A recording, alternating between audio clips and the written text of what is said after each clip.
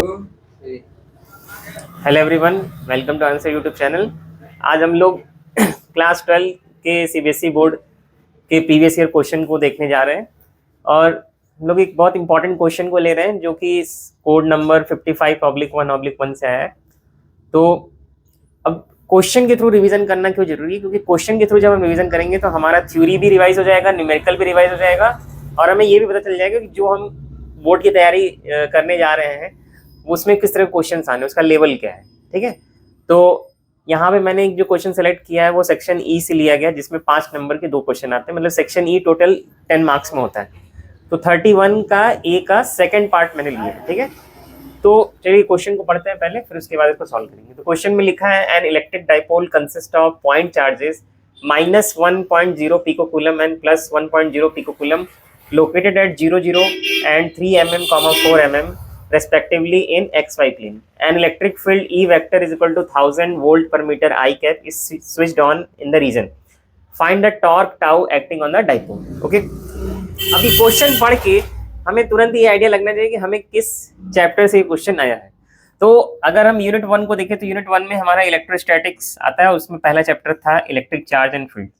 तो उसमें हम लोगों ने एक टॉपिक पढ़ा था जिसमें कि अगर हमारे पास इस तरीके से इलेक्ट्रिक फील्ड है यूनिफॉर्म और इसमें हम लोगों ने अगर डाइपोल रखा है, यहाँ पे प्लस क्यू चार्ज है और यहाँ माइनस क्यू चार्ज है, तो हम लोगों ने ये पढ़ा है कि यहाँ पे प्लस क्यू के ऊपर जो आगे की तरफ फोर्स लगेगा वो क्यू इंटू ई होगा और माइनस क्यू की तरफ पीछे की तरफ फोर्स लगेगा और सेंट्रल पॉइंट के अबाउट अगर यहाँ पे कोई फिक्स पॉइंट है तो ये ऐसे रोटेट करने लगेगा और ये टाउ टॉर्क प्रोड्यूस करेगा। ठीक है, हमें इसी टाउ की वैल्यू निकालनी है। क्वेश्चन में ये सारी चीजें जो दी हुई हैं उसको हमें थोड़ा सा मैथमेटिकली कनेक्ट करके सॉल्व करना पड़ेगा, क्योंकि यहाँ पे कोऑर्डिनेट्स दिए हुए हैं तो हमें थोड़ा सा ट्रिग्नोमेट्री, थोड़ा सा कोऑर्डिनेट ज्योमेट्री, थोड़ा सा प्लेन के बारे में पता होना चाहिए। ठीक है, तो यहाँ पहले हमें फॉर्मूला पता होना चाहिए कि टॉर्क के लिए फॉर्मूला क्या है। तो टॉर्क के लिए जो फॉर्मूला होता है वो होता है tau is equal to P E sine theta, और यहाँ पे जो P है वो डाइपोल मोमेंट होता है और उसकी वैल्यू होती है Q मल्टीप्लाइड बाई 2। इनमें से कोई भी एक चार्ज और मल्टीप्लाइड बाई इनके बीच का जो डिस्टेंस होता है ये क्या होता है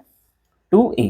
ठीक है, और थीटा यहाँ पे जो एंगल होता है वो ये होता है। ठीक है, तो हमें इस फॉर्मूले को यूज करते हुए इस क्वेश्चन को सॉल्व करना है। ठीक है, तो अगर हम क्वेश्चन के लिए एक्स वाई प्लेन में डायग्राम बनाए तो ये कहा जा रहा है कि अगर ये एक्स वाई प्लेन है तो एक्स एक्सिस के अलावा हमारा यूनिट वेक्टर होगा आई कैप और इधर ही हमारा ऐसे इलेक्ट्रिक फील्ड एक्ट कर रहा है। ठीक है, और इस इलेक्ट्रिक फील्ड की वैल्यू क्वेश्चन में दी हुई है 1000 वोल्ट पर मीटर। चूंकि ये आई कैप के अलॉन्ग है तो इसलिए हम लोगों ने इसको पैरेलल टू एक्स एक्सिस बनाया। अब इसमें कोई एक्स एक्सिस मतलब इसमें कोई एक्स कोऑर्डिनेट वाई कोऑर्डिनेट नहीं है, इसका मतलब अलॉन्ग द एक्स एक्सिस जो हमारा इलेक्ट्रिक फील्ड है वो हमेशा कांस्टेंट रहेगा। अब इसमें जो हमें डाइपोल रखना है उसका कोऑर्डिनेट दिया हुआ है। एक कोऑर्डिनेट हमारे पास यहाँ पे आप देख सकते हैं ओरिजिन पे है, तो एक चार्ज हमारा तो यहाँ पे आ जाएगा ओरिजिन पे, दूसरा चार्ज जो है 3 mm, 4 mm में आएगा। तो मतलब अगर 3 mm है होगा तो एक्स एक्सिस के अलॉन्ग होगा यहाँ पे और 4 mm इधर होगा। ठीक है, तो दूसरा चार्ज हमें यहाँ पे मिलेगा 3,4 mm। ठीक है, ये दोनों mm में है। तो क्वेश्चन को सॉल्व करते समय हमें इसे एसआई यूनिट में कन्वर्ट करना पड़ेगा। इसका मतलब डाइपोल की जो लाइन होगी वो ये होगी। ठीक है, तो ये डिस्टेंस कितना हो जाएगा क्वेश्चन के अकॉर्डिंग 4 और ये डिस्टेंस कितना हो जाएगा 3। तो अगर हम यहाँ पे पाइथागोरस थ्योरम लगाए तो हमें ये वाला साइड कितना मिल जाएगा √3² + 4² इज इक्वल टू 5 mm और यही एंगल हमारे पास थीटा होगा। तो हमें साइन थीटा भी यहाँ इस ट्रायंगल से मिलता हुआ दिख रहा है। तो साइन थीटा अगर हम लोग यहाँ पे निकालना चाहे तो वो कितना होगा perpendicular by hypotenuse that is 4/5। Okay, और अगर हमें यहाँ पे डाइपोल मोमेंट निकालना होता है तो वो होता है Q × 2a। Q कितना है, Q कोई एक चार्ज होगा, तो चार्ज यहाँ पे दिया हुआ है -1 पिकोकूलम और +1 पिकोकूलम। तो 1 पिकोकूलम का मतलब क्या होता है 1 × 10⁻⁻12 कूलम। ठीक है, और 2a का मतलब ये डिस्टेंस, तो ये डिस्टेंस अभी हम लोग निकाला कितना है 5 आया और इसको मीटर में चेंज करेंगे तो कितना हो जाएगा 10⁻³ मीटर, क्योंकि ये mm में था। तो ये डाइपोल की वैल्यू हम लोग यहाँ पे इस्तेमाल करेंगे। ठीक है, डाइपोल मोमेंट की। अब इस फॉर्मूले को यूज करके हम लोग इसमें ए पुट करेंगे, साइन थीटा पुट करेंगे और हमें आंसर मिल जाएगा। तो चलिए पुट करते हैं इसमें। तो torque tau vector acting on the dipole dot tau vector acting on the dipole. तो ये हो जाएगा tau is equal to P E sine theta.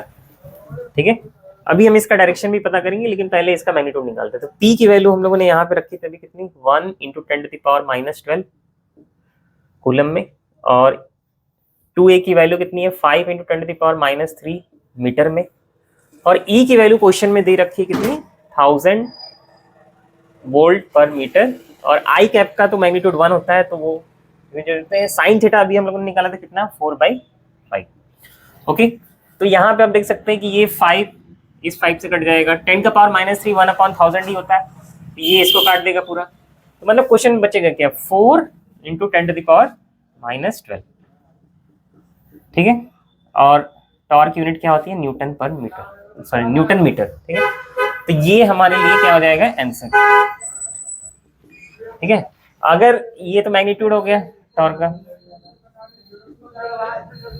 और अगर हमें डायरेक्शन निकालना है यहाँ पे, तो हमें ये देखना है कि हमारे पास जो एक्स वाई प्लेन है उसमें यहाँ पे हम देख सकते हैं निगेटिव टू पॉजिटिव की तरफ हमारा डाइपोल मोमेंट होगा। तो पी वेक्टर ऐसे हो गया, ठीक है, और ई वेक्टर ऐसे। तो जब हम पी से ई की तरफ जाएंगे, ठीक है, जब हम पी से ई की तरफ जाएंगे तो हमारा जो थंब है वो किधर जा रहा है, अंदर की तरफ। तो दैट मीन्स कि जो हमारा टॉर्क होगा वो ऐसे होगा निगेटिव जेड के long, that is negative Z के लॉन्ग जो यूनिट वेक्टर होगा वो क्या होगा, माइनस के। तो ये होगा हमारा अलोंग माइनस के। ओके, तो इस तरीके से हम लोगों ने इसको सॉल्व किया, और ये 2 मार्क्स का क्वेश्चन था। So thank you for watching this video and have a nice day.